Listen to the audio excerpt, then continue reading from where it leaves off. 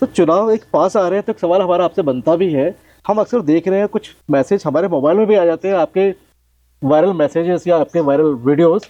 एक हमने कुछ वीडियो देखा कुछ दिन पहले, पिरान कलियर में आप जा रहे हैं और जालीदार टोपी पहनी हुई है आपने, हाँ वो और मुस्लिम यूनिवर्सिटीज का मुद्दा आपसे जोड़ दिया जाता है और दिखाया जाता है कि ये बिल्कुल फ्रेश मुद्दा है और एक हरीश रावत जो है ये कल ही पिरान कलियर में जालीदार टोपी पहन के आए हैं।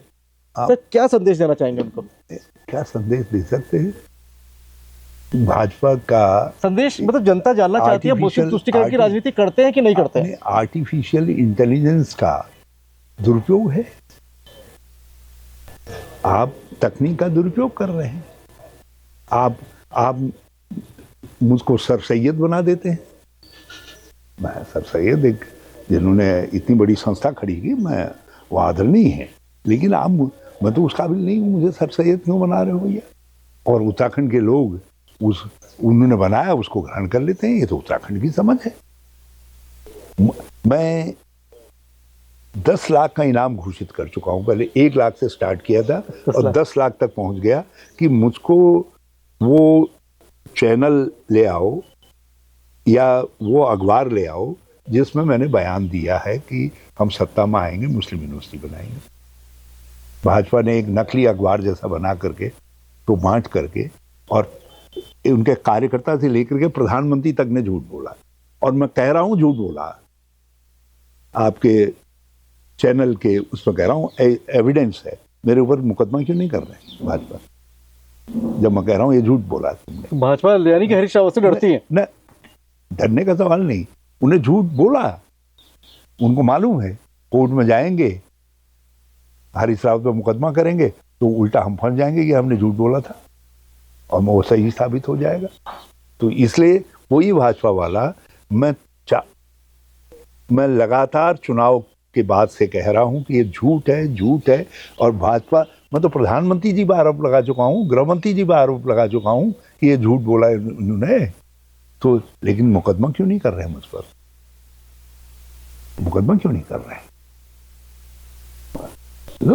इसलिए कि उन्होंने झूठ बोला है और लोगों ने उसको ग्रहण कर लिया। अब लोगों की तो बलिहारी है। भाजपा ने 2017 में कहा कि हरीश रावत ने जुम्मा मतलब शुक्रवार की नमाज अदा करने की छुट्टी दे दी, मतलब हर हफ्ते एक छुट्टी दे दी। तो मुझे बताओ किस स्कूल में छुट्टी हुई है, किस अस्पताल में छुट्टी हुई है, किस सरकारी कार्यालय में छुट्टी हुई है?